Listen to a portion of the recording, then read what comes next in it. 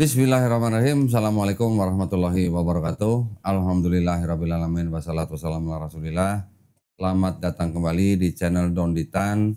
Channel yang katanya bikin Kristen beling satan. Katanya Pak, katanya. Alhamdulillah di sebelah saya ini ada Ko Halim. Ya. Waduh, udah berapa lama nih kok kesini? Udah lama ya. Aduh, sehat kok ya? Alhamdulillah. Sunatnya udah sembuh kok? Oh, beres sudah. Oh, udah beres? Udah sembuh? Udah Oh, beres. udah. Oh, nggak sunat lagi? Hah? Nggak perlu sunat lagi? Nggak perlu lah. Oh, nggak perlu ya? Nggak perlu. Cukup sekali ya? Ini habis ini. Bentar habis. Alhamdulillah ya, waktu itu kita udah pernah mendengar cerita seru daripada Ko Halim. Kali ini kita mau ngobrol-ngobrol lagi. Ya. Siapa tahu waktu itu ada yang belum diceritain kok, ya kan? Gimana nih? Apa kabarnya sekarang Ko Halim ini kan malah menjadi pengurus mualaf ya? Di yayasan apa kok? Sementara ini sebetulnya saya freelance aja. Oh, freelance? Freelance aja. Oh, freelance. ngurus mualaf juga ada freelance ya? Freelance. Baru tahu saya. Freelance-nya gimana maksudnya? Ya maksudnya hanya relawan aja. Oh, relawan, Relawan, ya. membantu. Membantu mualaf atau membantu yayasan mualaf? Membantu yayasan mualaf. Oh, membantu yayasan mualaf. Udah berapa mualaf yang dibantu? Ya lumayan, ada sekitar belasan lah. Belasan. Oh. Maksudnya dibantu gimana nih? Ya artinya mereka kan mungkin butuh teman curhat. Ya kan? Oh, Butuh jadi kalau udah mau curhat ke Ko Halim bisa? Ya bisa. Saya juga mau curhat kok. Silakan. Sejam berapa kok sejam? Oh, bisa begitu ya? Ya. Oke, terus selain itu? Ya Buat artinya dengerin curhat selain itu? bimbingan juga. Bimbingan. Bimbingan juga. Kalau ada permasalahan agama juga kita diskusi. Oke. Masalah agama Islam. Agama Islam tentunya. Ya, Gak ada yang nanya Bible gitu kok? Kalau tanya Bible saya pasti carinya ya ke Dondi lah. Ya, masa iya saya sembarang ngomong ya gak boleh. Oke. Nah biasanya yang paling sering ditanyain sama saudara-saudara kita yang mualaf itu tentang Islam itu apa? Ya awalnya sih mereka karena kan baru pindah ya, jadi mereka mungkin masih bingung mengenai hukum-hukum Islam seperti sholat itu bagaimana, wudu itu bagaimana. Ya kita mulai dari awal-awal aja. Oh, dari nol. Kita jelaskan. Memang di yayasan mualaf itu nggak ngirim guru privat ke mualafnya? Sementara tidak ada. Enggak. Jadi saya yang bergerak. Mereka yang datang Ya ke Ko datang Halim. atau saya datang ke rumahnya, kita ngobrol sambil ngopi gitu loh. Oh, sambil ngopi. Kalau nggak dikasih kopi gimana? Nah, kalau gak kasih Pulang. kopi ya kita gak datang. Oh gitu ya. Nggak bener ya. Orang bina mualaf harus ada kopi ya. Oh, belasan orang ya. Belasan orang. Rata-rata yang Ko Halim udah bina itu rata-rata laki perempuan atau campur? Kalau untuk perempuan ada khusus teman kita juga relawan perempuan yang Ibu-ibu. khusus ngurus. Oke. Oh jadi Bapak cuman. Saya khusus untuk yang laki-laki. Oh iya ya, nggak boleh soalnya ya. Sebaiknya jangan. Berbahaya ya. Bukan berbahaya, enak sih soalnya. Oh enak. Takutnya terjadi hal-hal yang diinginkan Ya, gitu ya. betul, yang diinginkan itu yang kita gak mau. Gitu ya. Gak mau tolak maksudnya. Ya. Oh berarti Ko Halim juga ada kerjasama dengan ustadz-ustadz ya? Ya. Untuk membantu mereka juga ya. Membantu mereka kerjasama dengan ketua DKM dari masjid. DKM masjid. Domisilinya mereka. Gitu. Oke. Ada yang punya masalah hukum nggak Pak? Sejauh ini belum. Tapi ada yang justru murtad kemudian. Oh murtad. Ya murtad balik lagi ke Islam dan belum tahu pasti juga bahwa kalau udah kembali ke Islam kira-kira apa yang harus dilakukan. Oh, itu kita jadi ada orang masuk Islam terus kembali lagi? Ya. Oh, motivasinya? Ya motivasinya karena pernikahan dulu. Jadi dia menikah, lalu dia pindah ke agama suaminya ya. Kemudian dia balik lagi. Ya, biasanya kalau untuk yang perempuan kita ada dampingin dengan ustazah. Oke. Ya. Terus kalau yang begitu ada diskusi lagi? Ada biasanya yang ditanyakan adalah secara hukum harus bagaimana. Oke. Tapi memang Islam itu kan tegas. Ya. Kalau memang sudah demikian berarti ada hal-hal yang mesti diikuti. Ya. Seperti kalau suaminya memang tidak bisa menyatu dengan agama Islam ya berarti harus menempuh jalan bercerai. Itu memang sudah hal yang mesti dilakukan. Memang kalau ada sepasang suami istri, salah satu masuk Islam, secara hukum Islam pernikahan udah batal. Ya. Gitu, ya kan? Itu ada yang begitu? Ada, Pak? ada yang begitu. Selain itu, ada yang mungkin masalah dengan orang tuanya atau disekap? Yang orang tuanya justru enggak. Yang lebih banyak itu justru masalah penghidupan. penghidupan. Maksudnya ekonomi. Sebetulnya jadi mereka ketika masuk Islam pun sebetulnya penghidupannya juga tidak baik-baik. Oke. Gitu. Dia berharap dengan masuk Islam bisa lebih baik. Memang mau nyari duit di makanya agama atau gimana? Ini sekarang Islam kan populer. Oh gitu. Populer jadi ya mungkin dia punya masalah dulu yang dia nggak bisa diatasi. Dia berharap masuk Islam bisa lebih mudah diatasi. Oh gitu ya. Ada yang punya motivasi begitu ya? Ada. Oke, siapa tahu saya masuk Islam jadi tambah kaya gitu. Ya, atau ada backing ya. Ada backing. Ada backing. Oh nyari backing berarti. Karena fenomena mualaf ini sekarang macam-macam. Nyari backing. Dulu pernah kepikiran Pak waktu masuk Islam nyari backing? Oh nggak pernah. Nggak pernah ya? Nggak pernah. Kita nggak ada kepikiran kayak gitu. Sama sekali nggak pernah. Iya. Oh ini ternyata ada orang masuk Islam cari backing. Karena kan sekarang mualaf center itu kan menyediakan konsultasi hukum secara gratis. Nah, jadi mereka punya masalah, mereka pikir lari ke Islam. Di situ dia bisa mendapat backup. Kan. Tapi tetap kita ada penegasan juga untuk hal itu. Kurang lebih seperti itu. Ya. Oke. Ada pengalaman-pengalaman yang gimana Pak sama yang dibantu gitu? Sejauh ini biasanya kalau mereka kesulitan, mereka sibuk nyari kita. Oh gitu. Nah, tapi begitu udah mulai ada penyelesaian, hilang biasanya. Nah, Itu sih wajar aja. Dilupain gitu ya? Dilupain wajar aja. Kasihan Pak ya berarti pengurusnya. Ini relawan aja kayak begitu. Iya. Ya itu relawan sih. Iya ya. Kalau relawan gampang dilupain ya. Gampang dilupain. Kasihan ya. Udah gak digaji.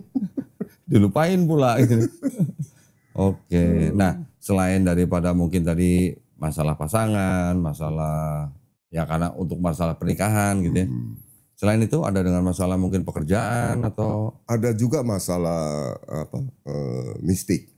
Mistik. Mistik. Jadi ada satu pengalaman saya punya satu orang mualaf. Begitu dia masuk Islam, kita minta dia belajar, dia bilang dia nggak usah belajar katanya, karena tiap malam diajarin sama Nabi Sulaiman. Kan. Widih. Nah, luar biasa. Apa lagi nih mistik ini? Ada begitu? Ada yang begitu. Nah terus dites nggak? Ya udah coba kamu sholat gitu. Intinya bahwa dia tuh selalu dikunjungi sama ulama-ulama zaman dulu. Widih. Nabi Musa gitu loh. Widih. Itu daftar dulu kan tuh kalau kunjungin dia tuh. Jadi ada yang begitu? Kebablasan. Nah, akhirnya kita pelan-pelan mengarahkan. Memang butuh waktu. Karena kan perpindahan itu kan satu hal yang mungkin juga pengalaman unik buat dia. Baru dengar saya nih ada yang begini nih. Oke, kalau masalah ekonomi ada, masalah pernikahan paling banyak lah ya. Minjem duit lagi juga ada. Oh minjem duit juga ada? Duit juga ada. Dipinjemin nggak? Ya kadang-kadang kita bantu lah. Oh dibantu, bukan dipinjemin? Enggak dipinjemin. Bantu aja? Kita bantu aja. Oke, kalau dibantu kan nggak usah balikin? Iya nggak usah kembali. Kalau dipinjemin harus balikin? Nah kita juga repot balikinnya kapan kan jadi masalah. Enggak, maksudnya akadnya harus jelas gitu ya. Kalau bantu. Kita bantu, tidak ada pinjemin, kita bantu aja. Semampu kita bisa. Iya. Tapi mereka bilangnya pinjem gitu ya, biasanya kan gitu. Biasanya pinjem, kita bilang udah nggak usah pinjem, bawa aja, yang penting bisa cepat selesai masalahnya. Iya. Boleh dong Pak, bantu kita juga. Ya makanya, tinggal daftar aja. Tinggal daftar ya. Nanti saya minta lagi sama orang lain kan. Oh iya. Inilah suka dukanya pengurus mualaf. Ngurusin mualaf, gak seperti yang dibayangkan ya. Karena ketika ada orang masuk Islam, dia merasa ekonominya terhimpit, mau cari siapa dia? Betul. Kalau bukan nyari pengurus mualaf ya. Betul. Mereka berpikir semuanya bisa diatasi gitu ya. Betul. Sama pengurus mualaf ya. Iya. Seperti pegadaian gitu begini ya. Pegadaian. Sampai pegadaian berarti mengatasi masalah, timbul masalah baru kayaknya. Oh mengatasi masalah, timbul masalah baru. Oke, ya. Nah itu Bapak juga kerjasama dengan masjid. Ya. Jadi untuk pembinaan mereka belajar sholat dan ikro segala macam, mereka datang ke masjid berarti? Ya, jadi ada ustadz yang kalau ada waktu ya dikumpulin, mereka kan belajar. Tapi seminggu sekali, bisa seminggu 2 kali. Tapi intinya agak sedikit kurang minat untuk itu. Karena mereka sibuk kan dengan urusan pribadi dia seperti masalah penghidupan dia yang masih berantakan segala macam itu masih sibuk ngurusin itulah. Ya kita paham aja. Ya. Memang sih butuh waktu. Ya. Oke. Jadi ya itulah ya tugas kita ya buat mengurus mereka, walaupun mereka sibuk juga harus menyempatkan diri untuk belajar Islam. Betul. Jadi mereka masuk Islam bukan cuma jadi Islam KTP gitu ya, Betul. tapi juga menjalankan Islamnya gitu. Pengajian-pengajian juga suka diundang. Ya, pengajian-pengajian, malah kemarin kan kita bikin acara untuk santunan mualaf juga kan. Ya. Alhamdulillah juga pada hadir, walaupun kadang-kadang Biasanya kalau yang diundang, biasanya nggak muncul. oh biasanya nggak muncul. Kalau ada event biasanya muncul. Kalau ada sumbangan baru pada muncul. Nggak apa-apa, nggak apa-apa. Yang penting mereka masih ada lah, masih eksis. Masih eksis gitu ya. Masih eksis. Ya. Itu Bapak kerjakan mengurus para mualaf itu sendiri atau sama istri? Istri juga ikut, tapi lebih banyak saya sendiri sama beberapa teman bantu. Kita bantu mereka. Ya. Ada nggak Pak yang sampai mereka minta tolong terus Bapak nggak bisa nolong gitu? Sejauh ini sih belum pernah. Belum pernah. Karena pertolongan yang mereka minta itu pada dasarnya itu lebih short term ya. Jadi hanya jangka pendek. Misalnya mereka gak ada beras ya kan. Listrik belum bayar. Nah itu kita masih bisa bantu. Nah itu rata-rata mualaf-mualaf yang minta tolong seperti itu, misalnya gak ada beras, listrik belum bayar, itu rata-rata mualaf-mualaf yang terbuang dari keluarganya atau enggak? Ya mualaf-mualaf seperti itu biasanya di satu keluarga itu dia masuk Islam sebetulnya sudah lama. Cuma timbul masalah baru, misalnya dia tuh sempat nganggur misalnya. Jadi dia datang lagi, dia minta bantuan gitu loh. Kalau mualaf-mualaf baru malah masih belum terlalu bermasalah, masih stabil lah ya, masih ada penghasilan walaupun masih kurang gitu. Nah kalau mualaf udah lama terus lagi susah minta tolong lah, terus apa bedanya sama muslim-muslim yang lain? Betul. Jadi udah kita anggap sebagai salah satu cara untuk kita dapatkan amal aja. Begitu ya. Nggak usah terlalu diperhitungkan lah. Kan sebenarnya gini Pak, kalau misalnya Bapak dimintain tolong sama orang-orang ya entah itu mualaf, entah itu ya muslim dari keluarga Islam yang memang membutuhkan bantuan, itu kan sebenarnya kan kalaupun kita tidak bisa membantu semua, kan kita bisa kerjasama dengan misalnya Basnas misalnya gitu. Ya. Itu boleh juga tuh Pak. Betul. Kita juga ada sih, minta Basnas juga, cuma mereka kan punya tata cara ya. Punya tata cara, mereka juga ibarat kata ada aturan mainnya lah ya. Kadang-kadang mualaf itu kan butuhnya cepat. Jadi kita atasi aja selama kita masih bisa. Itu aja. Nah, sambil kita pikir kalau mau jangka panjang berarti nanti ke Basnas. Jadi kalau satu orang butuh di bawah 10 juta mah udah tutup gitu ya. Di bawah 10 juta belum bisa tutup itu. Kirain tadi tutup dulu katanya. Yang bener dong Pak, yang konsisten dong. Saya mau bilang 20 juta nanti sangat ketinggian. Bilang 10 juta ternyata belum bisa tutup, gimana dong? Ini sebentar lagi ada yang telepon minta alamat nih kayaknya nih. Gitu ya? Minta nomor telepon biasanya. Alamat apa maksudnya? Nomor telepon. Nomor telepon siapa? Bilang di bawah 10 juta kan. Gitu. Udah siap-siap ada. Ya udah nomor Bapak cantumin nomor Bapak. Ya. Ya memang ya gimana ya, memang ya namanya kebutuhan hidup mereka kadang-kadang. Apalagi untuk mualaf-mualaf yang terbuang dari keluarga, itu yang kadang-kadang memang harus kita perhatikan. Jangan sampai juga gara-gara itu nanti mereka menggadaikan iman lagi. Betul. Tapi mau sampai kapan ya? Ya, tapi kalau menurut saya sih sebenarnya kondisi kayak begini ini kalau sampai bertahan lama itu berarti akidah dan tauhidnya harus dipertanyakan. Itu dia masuk Islam itu tujuannya apa?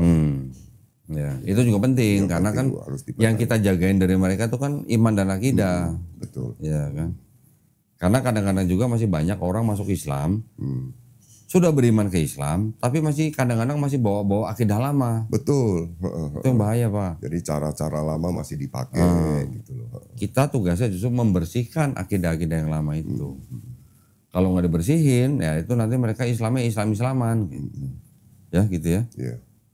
Oke, selain itu Pak kegiatannya apa lagi selain mengurusi mualaf-mualaf? Nah ini kebetulan kita berpikir bahwa untuk membantu mualaf ini kan kita juga butuh satu usaha ya. Karena apa? Kalau kita harap donatur atau harap dari diri kita aja kan ini terbatas. Makanya kita coba kumpul beberapa teman orang-orang ahli di bidang IT, kita ada membuat beberapa aplikasi. Aplikasi. Jadi aplikasi yang bisa dimanfaatkan untuk beberapa keperluan. Yang bukan aplikasi pinjol kan? Bukan. Oh bukan. Kalau pinjol sih bukan urusan kita tuh, jangan ikutan. Ya itu lagi Jadi marak kita itu sekarang Pak. bikin aplikasi yang untuk masjid. Oh untuk masjid. Oh Untuk tuh masjid keren sama tuh. untuk untuk pondok pesantren. Oh untuk pesantren. Ya, jadi artinya aplikasi itu bisa dimanfaatkan untuk beberapa hal penting, sehingga hal-hal yang terjadi seperti kita sekarang ini, kita akan lihat bahwa masjid itu ada masjid yang makmur, ada masjid yang bayar listrik aja gak mampu. Nah dengan aplikasi ini kita berharap bahwa ada connecting antar masjid, supaya mereka bisa saling mendukung. Karena kita kadang-kadang satu masjid dengan masjid lain itu gak saling mengenal. Sehingga ketika mau bangun masjid pun dasarnya cuma lillahi ta'ala katanya kan. Terus akhirnya minta-minta sumbangan di jalan. Sebetulnya ini juga kurang elok lah. Ini makanya aplikasi ini kita harapkan nanti bisa menjadi satu kontribusi yang bagus untuk masjidnya, juga untuk masjid-masjid yang lain.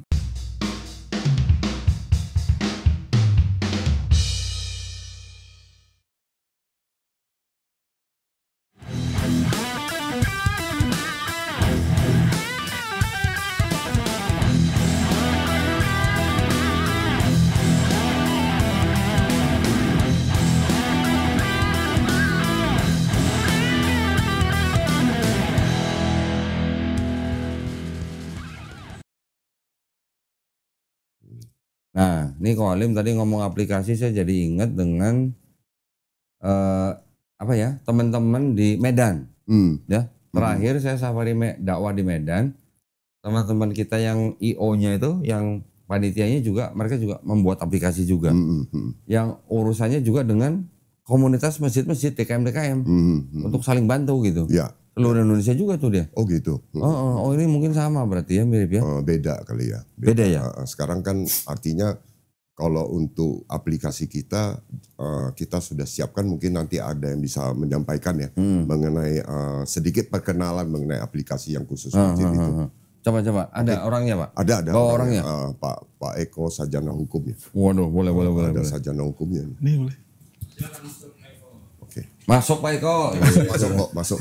Ini kita perkenalkan Pak Eko Prasetyo. Di situ aja, di situ. Nah, di sini apa di mana? Tok. Hah? Di sampingnya Ko Halim. Samping saya aja mendingan. Jangan jauh-jauh lu. Hilang. Enggak takut jebol sini. Takut jebol. Udah? Nah. Mas Eko. Waduh, Mas Eko ini yang membuat aplikasi itu tadi. Ya, ini tim kreatifnya. Ada tim juga. Oh, ada tim. Ya, betul. Mas Eko bagian dari tim itu. Ya. Nama aplikasinya apa Mas? Satu kubah. Satu Kubah. Betul. Ini untuk apa nih aplikasi ini? Nah istilahnya kan gini. Kita melihat dari yang mungkin tadi dibicarakan sama Ko Halim, yang disampaikan setidaknya umumnya seperti itu. Tapi kan kita pikirkan juga bahwa masjid sekarang kan istilahnya harus makmur lah. Setidaknya minimal lah harus makmur dan ada pendapatan mandiri. Tidak dari sumbangan ataupun donasi gitu kan. Ya. Nah di aplikasi ini kita bangun untuk masjid ini supaya dia mandiri Pak. Contohnya kita bisa buka UMKM masjid. UMKM masjid. Iya, melalui aplikasi itu. Sumpama di setiap jamaahnya dalam satu lingkup itu, kayak DKM itu kan ada wilayah tuh. Ada usahanya apa segala macam, bisa dimasukkan di aplikasi itu, diumumkan. Atau di branding lah hasil usahanya seperti itu. Jadi nanti masjid itu mendapatkan fee dari situ juga. Oke. Nah, kemudian kita kan melihat dari sekarang juga ada beberapa travel ya Pak. Travel umroh contohnya. Biasanya kan travel umroh sekarang kan banyak ya, mungkin masyarakat atau jemaah umroh itu agak ragu lah. Ada mungkin penipuan atau apa terkait dengan anggarannya itu segala macam. Nah kalau dilewat melalui masjid itu kan terkontaminasi lah, artinya terstruktur lah kalau di masjid. Jadi di seumpama nih orang di masjid ini, semua masjid A ada jemaah masjid itu ada yang mau umroh, daftarnya ke masjid itu Pak. Nanti kerjasamanya dengan travel umroh yang sudah terverifikasi melalui aplikasi itu. Nah dari hasil itu terkumpul sekitar mungkin dikasih target lah sama travelnya sekian orang, itu kan akan dapat fee juga masjidnya. Masjidnya dapat fee. Betul Pak. Dari situlah masjid bisa hidup. Dan juga di salah satu fiturnya itu kan fitur standar yang disebutkan tadi sama Ko Halim adalah bahwa saling mengetahui mana yang butuh bantuan nih, seumpama ingin membangun semua masjidnya. Masjid lain juga yang sudah makmur atau ada kelebihan bisa membantu itu. Nanti juga barteran, pada saat dia butuh juga dia seperti itu. Ya. Itu apalagi namanya fitur yang saya sebutkan ini standarisasinya lah Pak. Itu. Tadi nama aplikasinya apa tuh? Satu Kubah. Satu Kubah. Selain UMKM, travel, apalagi? Kurirnya Pak. Kurirnya? Kurir. Untuk ngantar apa? Ngantar dari UMKM-nya itu Pak. Kurir juga ada bisnis kurirnya juga Pak. Ngantar apa? Ngantar belanjaan, sumpama ada pesan nih. Siapa di yang kecamatan lain sumpama. Itu bisa Pak melalui aplikasi itu. Pesan kurir? Pesan kurir. Artinya kurir food lah.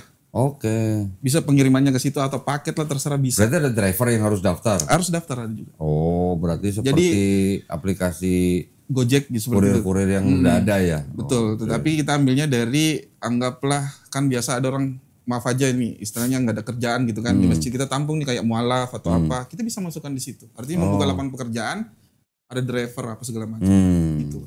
Oke. Jadi kita membuat aplikasi Tapi menurut saya yang penting justru adanya data jamaah.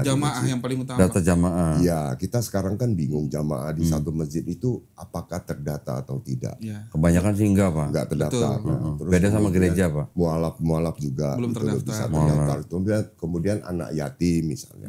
Jadi dengan terdaftarnya itu akhirnya kita jadi tahu di masjid tersebut sebetulnya ada berapa anak yatimnya, ada berapa mualafnya, kemudian ada berapa jamaahnya, akan sangat jelas di situ ya.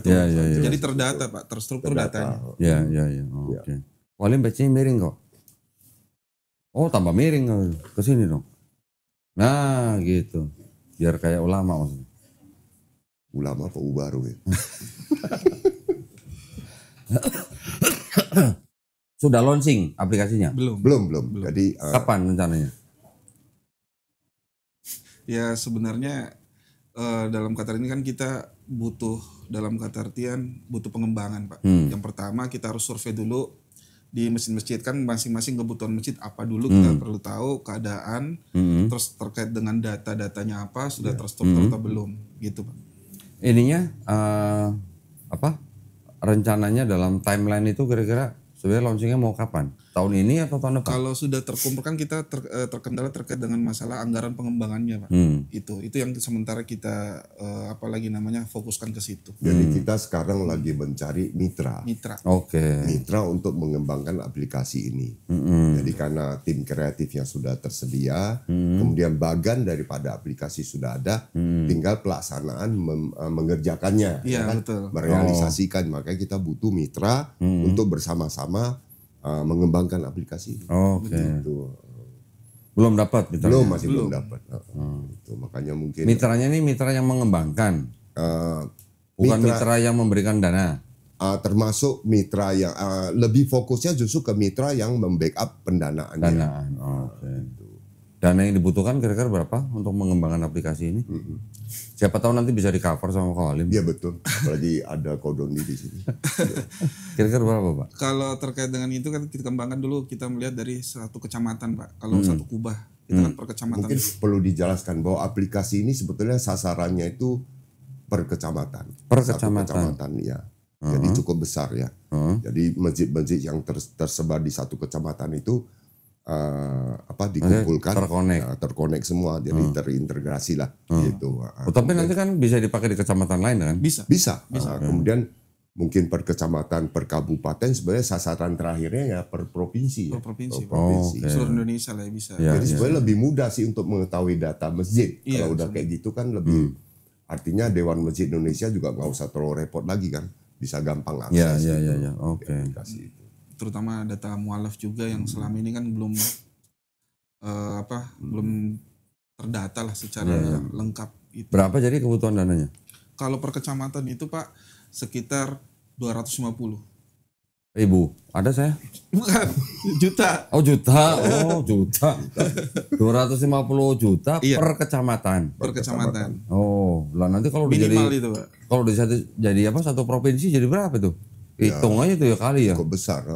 Tapi pada intinya kan sebetulnya aplikasi ini dibuat begitu kan supaya bisa jadi pilot project dulu per kecamatan. Oke. Pilot project. Jadi kita butuh itu untuk pilot project ya.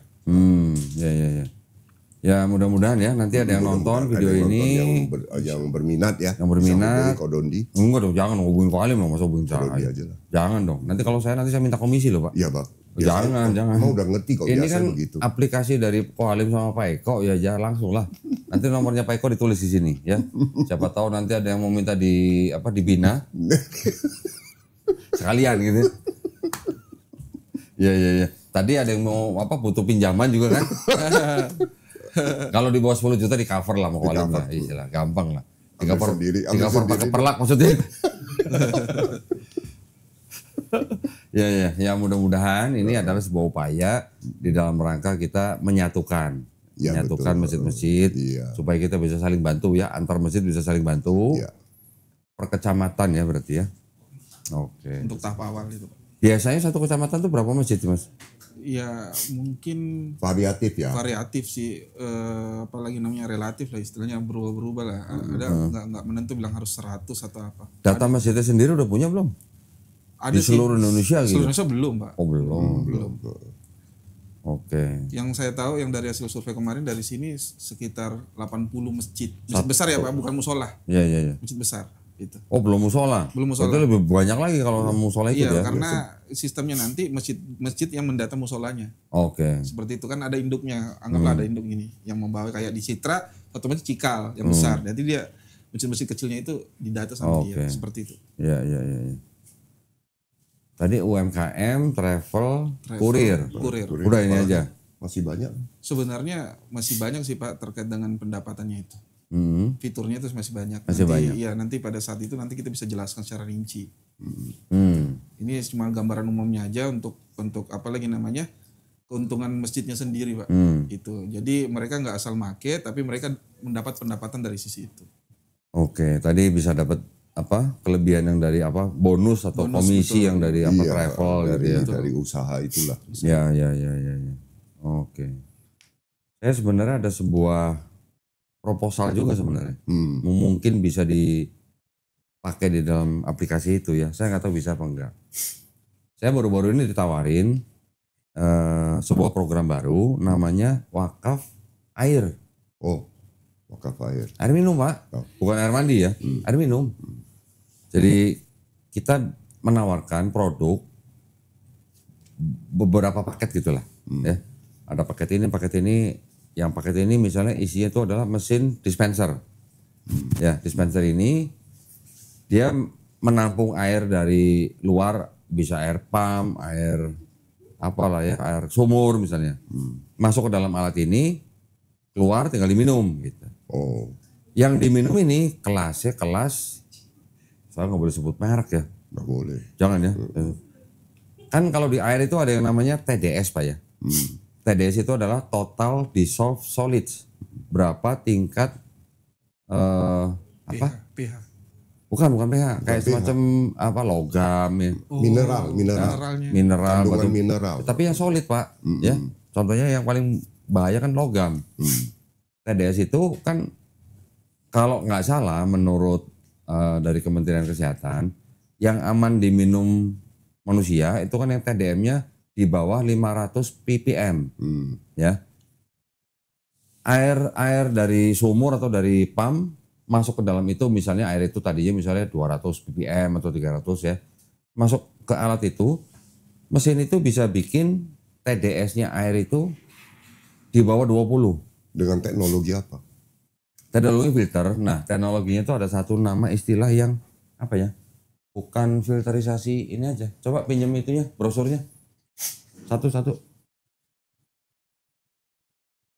Nah, saya mungkin belum perlu sebutin mereknya karena ini nanti dengan teknologi kemarin saya lupa istilahnya, reverse osmosis. Oh iya. Nah, dengan reverse osmosis ini yang bisa menyaring partikel-partikel di dalam air sampai begitu aman untuk diminum.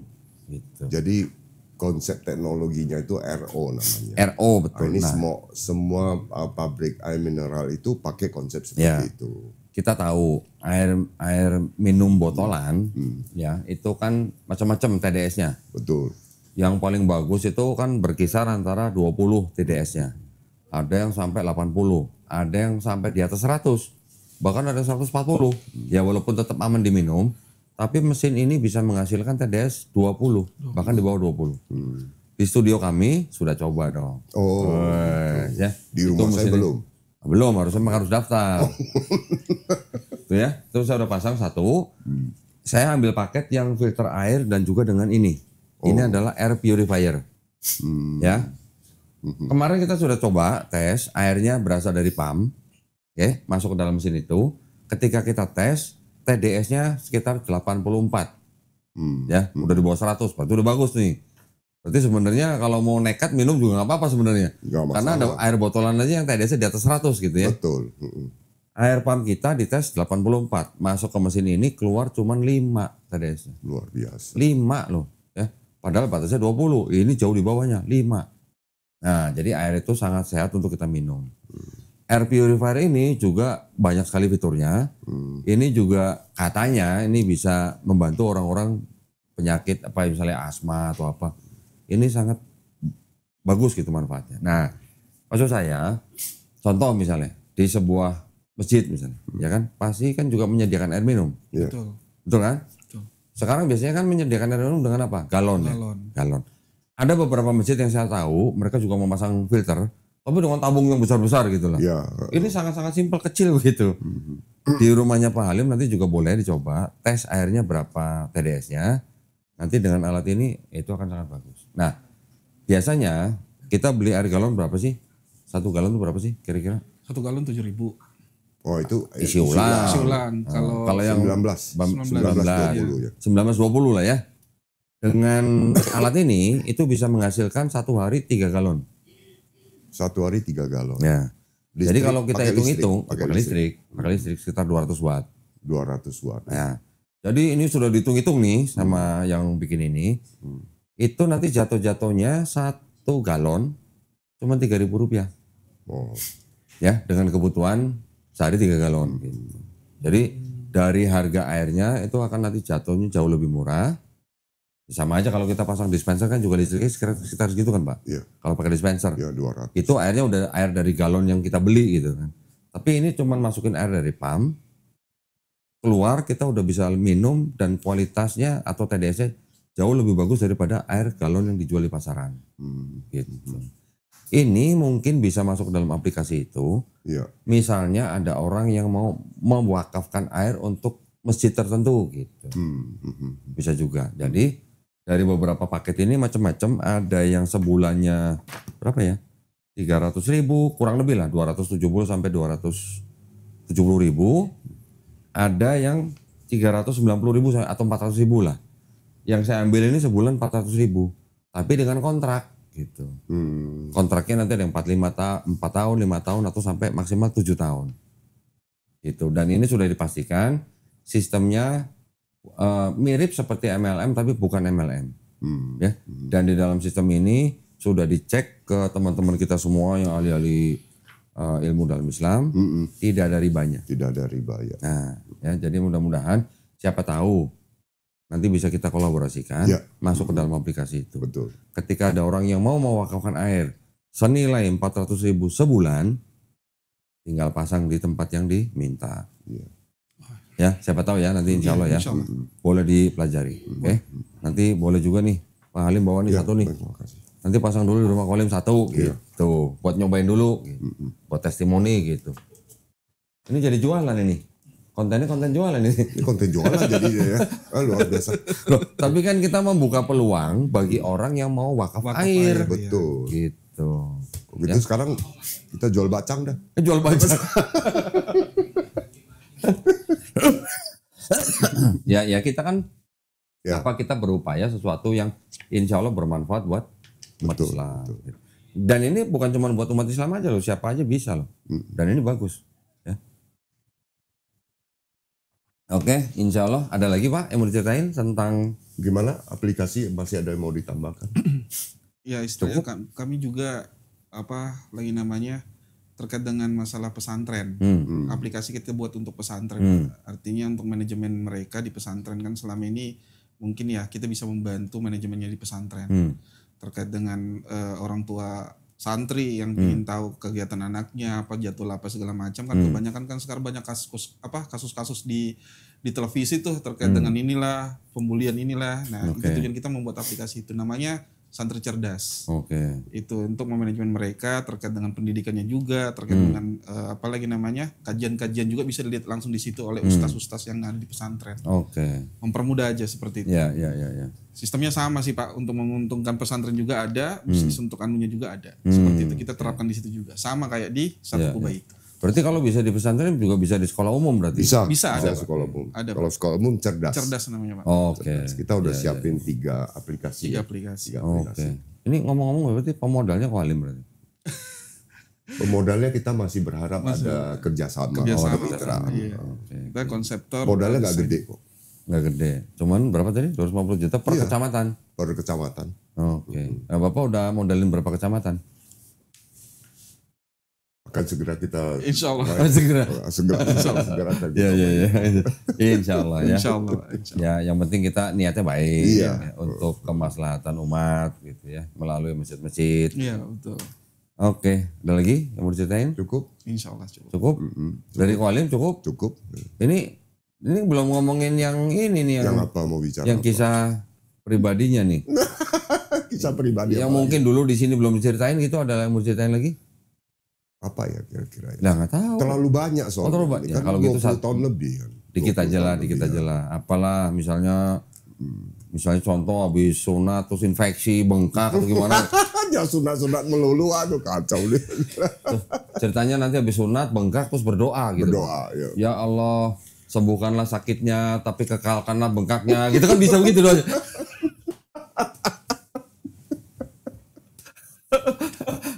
Seperti orang yang diantuk tawon itunya gitu. Jadi mungkin ada satu cerita yang bisa saya berbagi dengan Kodon di sini adalah ini justru sebelum masuk Islam. Oh gitu ya. Jadi saya tahun 2001 saya kan ke Bali ya. Ke Bali, kemudian saya tinggal bersama beberapa orang di satu tempat. Nah, ini kan pekerjaannya macam-macam ya. Nah, yang agak sedikit krusial, kita nggak usah sebutkan sukunya ya, nggak enak ya. Tapi intinya adalah ada beberapa orang yang kerjanya itu jambret. Jambret. Oh. Tapi jambret khusus jambret bule. Oh gitu. Karena dianggap jambret bule itu nggak apa-apa. Iya. Karena kan bule ini kafir katanya, nah, jadi nggak masalah. Loh. Nah itu aneh juga tuh. Nah, waktu itu saya belum masuk Islam. Terus setiap pagi saya melihat mereka selalu sembahyang. Siapanya? Jambretnya itu? Penjambret itu. Jambretnya itu agamanya apa? Islam. Orang Islam? Islam. Itu Bapak taunya tadi dari mana? Maksudnya? Tadi Bapak tahu ada yang jambret yang khusus buat bule itu tahu dari mana? Dari penjambret ini. Oh, dari memang pekerjaannya jambret. Oh gitu. Di Bali. Oh terus? Nah, terus setiap pagi jam 9 itu dia pasti sembahyang. Saya tanya. Ini sembahyang apa maksudnya? Sholat duha gitu? Oh, itu saya kan belum tahu kan. Oke. Nah, belakangan saya baru tahu itu namanya sholat duha. Oke. Nah, itu saya tanya, itu sembahyang apa? Oh, itu sembahyang supaya rezeki kita lancar, kita selamat. Sholat duha biar rezeki lancar, tapi jambret bule. Jambret, pekerjaannya jambret bule. Jangan ditiru ya.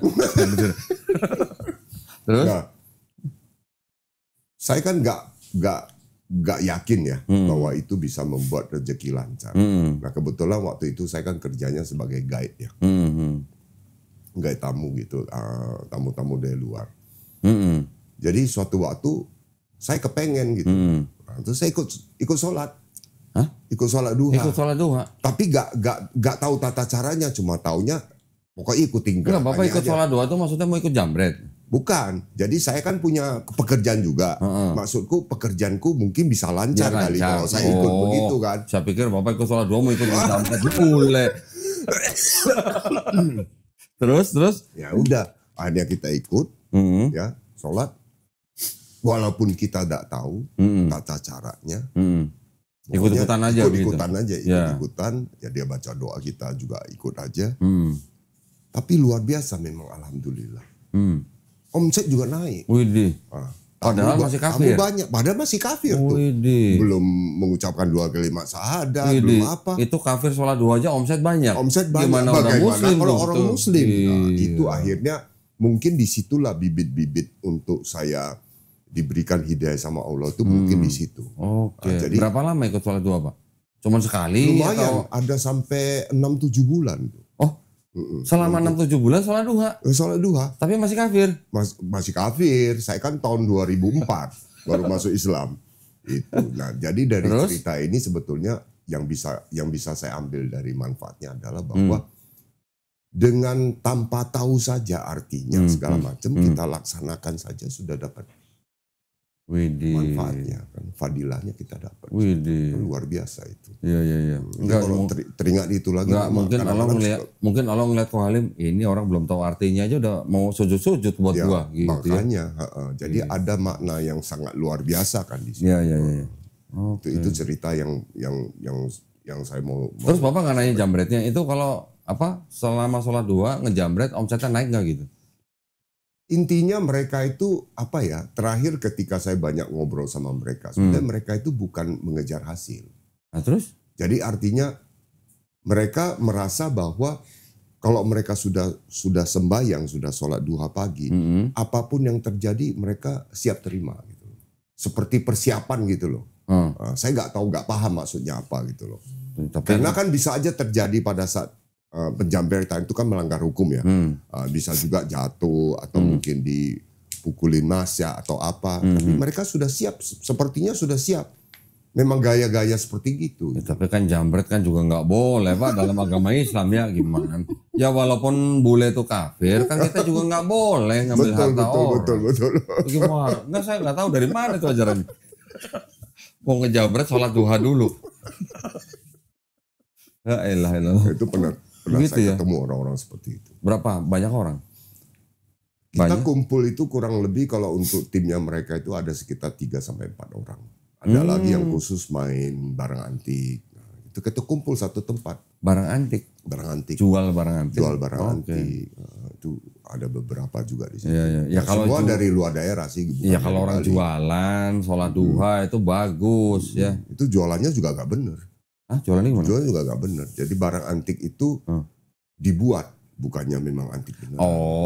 Jadi ada tata, ada caranya. Iya.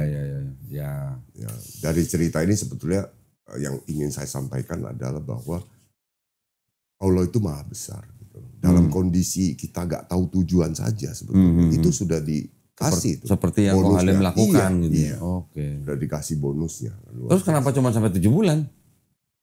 Ya habis itu bubar. Apanya? Habis itu kan bubar semua. Kan apanya bubar? Terjadi bom. Yang bom Bali. Bom Bali. 2002 itu kejadian. Itu udah bubar, udah nggak di situ lagi semua. Pindah tempat. Pindah tempat. Sholat duhanya pindah tempat atau orang-orangnya juga udah ada. Saya juga udah pindah. Bapak pindah juga. Pindah juga. Ke tempat yang baru, Bapak nggak sholat duha? Udah enggak. Karena nggak ada temennya? Karena bidangnya beda. Bidangnya beda. Tapi kan nyari omset juga. Kirain lah lanjut gitu sholat duhanya. Itu orang kafir bisa sholat duha ya. Ada saya juga pernah dengar begini Pak. Saya punya teman orang Islam. Teman saya ini punya teman orang Cina. Ya. Ketika bisnisnya orang Cina ini lagi turun, apa yang dilakukan Pak? Sedekah. Ya, betul. Sedekah. Sedekah. Ketika ditanya, lu kan bukan muslim, kenapa lu sedekah? Mancing rezeki, kayak gitu. Bisa begitu. Mancing sedekahnya ke ke orang-orang Islam. Luar biasa. Gitu, ke kalau nggak salah waktu itu ya. Ke pesantren atau apalah, saya lupa lah gitu. Masih ada yang pikiran begitu. Gitu ya. Ya makanya sebetulnya hal-hal kayak gitu kan diketahui. Ya. Diketahui. Padahal belum daftar tuh ya. Belum daftar tuh. Masih belum daftar, udah belum duha. member ya, belum member. Iya, belum member kan? Belum member. Baru udah menjalankan. Udah menjalankan, itu aja udah dikasih omset gede. Iya. Gimana kalau member ya kan? Iya. Terus giliran member sholat duha nggak Pak?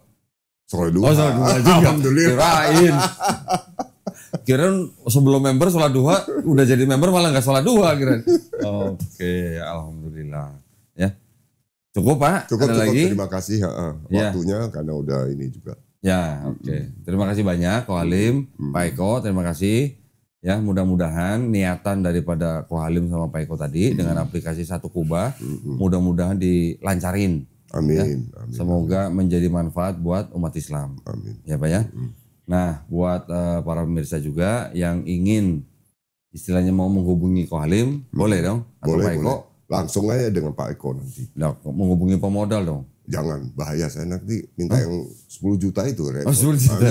Ya, nanti ada nomor handphone yang bisa dihubungin ya. Nomor yang bisa dihubungin. Ya, oke. Buat para pemirsa juga yang ingin mendukung perjuangan dakwah kami, dipersilakan untuk mengirimkan ke Bank Muamalat dengan nomor rekening sacap sampai.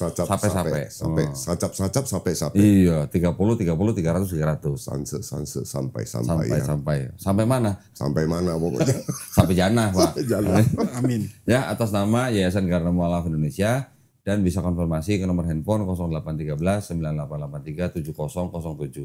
Barakallahu fikum, semoga partisipasi para pemirsa diterima di sisi Allah Subhanahu wa taala sebagai amal jariah ya. Amin ya rabbal alamin. Baik, kalau gitu kita pamit Pak. Oke. Ya, undur diri, kita ketemu lagi di konten-konten selanjutnya. Barakallahu fikum, akhir kata wabillahi taufiq wal hidayah. Wassalamualaikum warahmatullahi wabarakatuh. Waalaikumsalam. Terima kasih Pak Halim ya. Terima kasih Pak Eko.